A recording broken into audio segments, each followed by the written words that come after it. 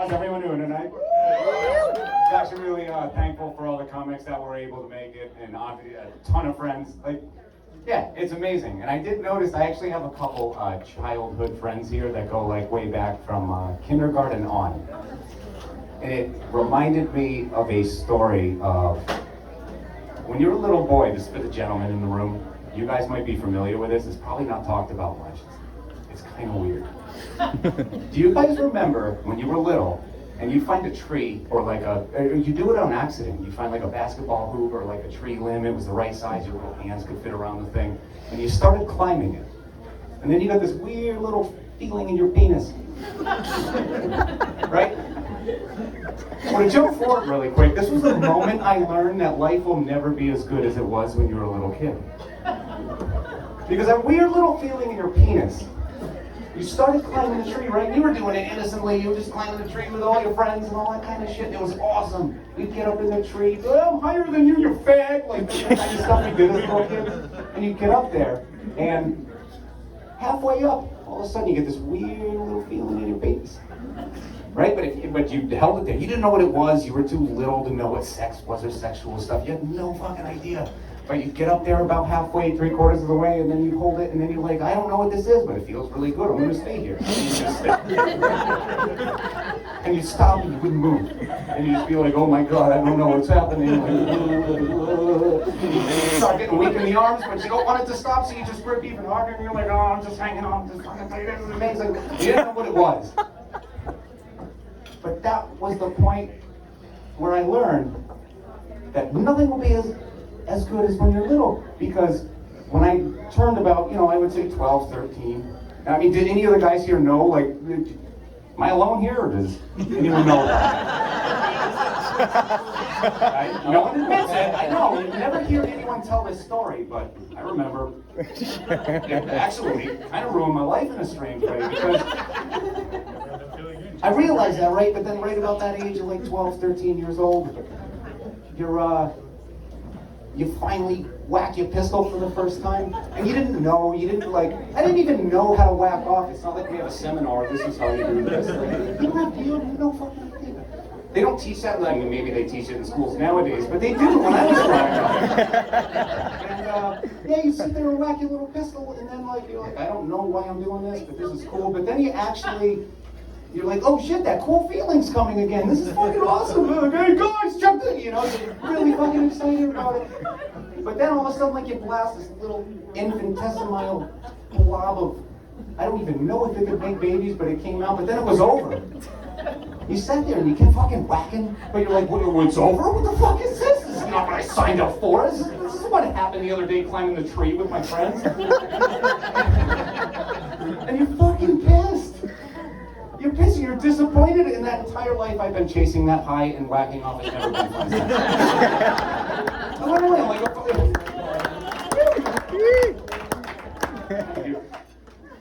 I'm like, it's like a heroin addict, you know what I mean? A lot of the reasons that they become heroin addicts is they do it that first time and they're always chasing that high. That was me beating off.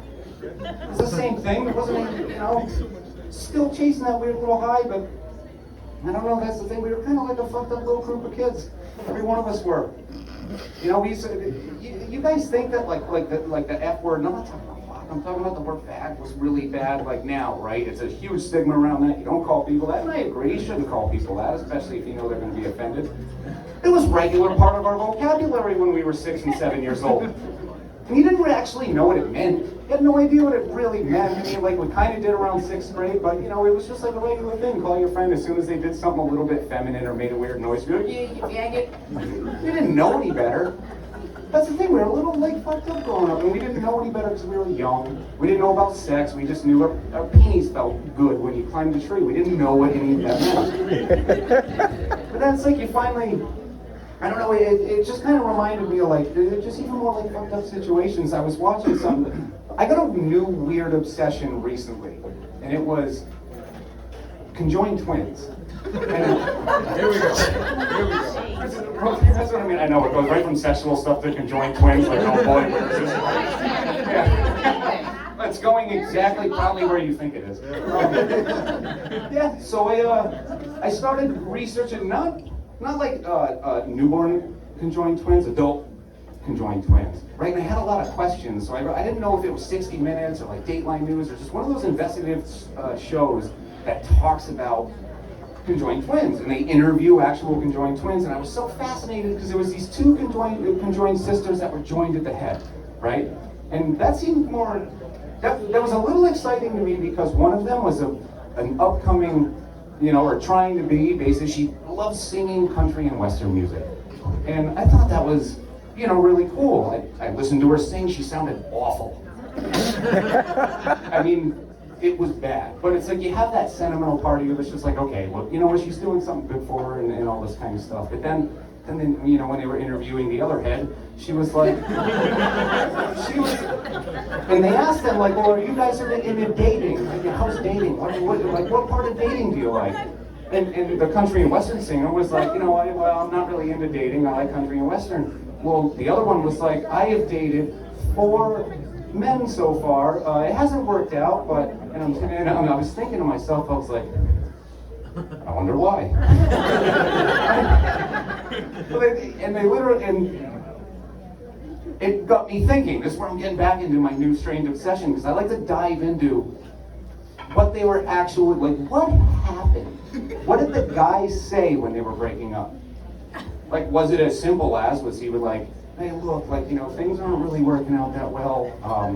You have another person attached to your head.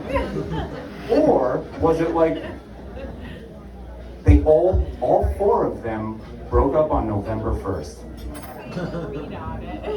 Give it a second. Come on, you wake up with her the next day after Halloween, you thought it was a costume? You wake up the next morning, you're like, holy shit, that thing's alive. It's part of her. But then the other one is like, so what if what if they were, you saw the other ones, right? The two blonde women, that they were conjoined, basically kind of like at the hip, and they shared the same thing. What if, so they have totally 2 different minds, but they share the same vagina. What if, theoretically speaking, this is where those unhealthy thoughts come in. What if one of them was a raging white supremacist and the other one loved black dick? Now what do? Do they throw a piece of plywood in between them? You know what I mean? Like, no, I swear he's a white guy, he's big, but I swear to God.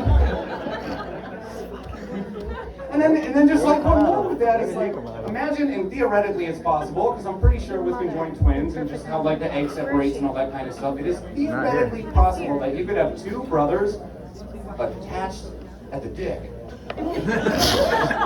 Right, so hear me out. They would spend, and otherwise they're completely healthy, they're just attached to the dick. Could you imagine spending around 80 to 85 years with somebody? What would you do? Nothing but laugh. Just look at each other and you guys can't help it. You're with your brother, you guys are attached to the dick. Everything you do, you're just facing each other and you're like, it'd be fucking hilarious. So for 85 years, they laugh together, they die laughing, they die, they get put in the ground, right? And you go to the funeral, they're in the casket, and that's the thing. So they basically have to be facing each other, which is pretty awkward at any kind of funeral. Yeah, it's pretty awkward at any kind of funeral, but that's the thing. If they were black conjoined twins, they could put them both on their backs like normal, just have one little tuba tuxedo going across. And they could actually be put on their backs. Yeah. But yeah, that being said, I just have one last thing, I guess. I did want to address the transgender rights issue a little bit, that whole transgender debate. Look, I literally have no issue, no problem with the transgender people whatsoever. I think, I'm kind of more of a libertarian, kind of conservative. Leave everyone the hell alone. I think that's a good idea. But that being said, there was one issue with the transgender movement that has always pissed me off, and it was when they said straight men are transphobic if they won't have sex with a transgender woman. Now there are 4 things. about somebody that will make me not want to have sex with them. Adam's apple, deep voice, broad shoulders, and a dick. Now, 3 of those things I can let go, I can ignore. 3 of those things I can let go. There's this one thing that I just can't ignore, and I hate women with a deep voice. All right, thank you very much, guys. Thank you all. Thanks for coming. You guys keep it going for Tim. That is not easy. It is brand new. He is brand new in comedy. You crushed it. Congratulations. Good for you. Toxic Tim DeSalvos. All right. Anybody else have a thing about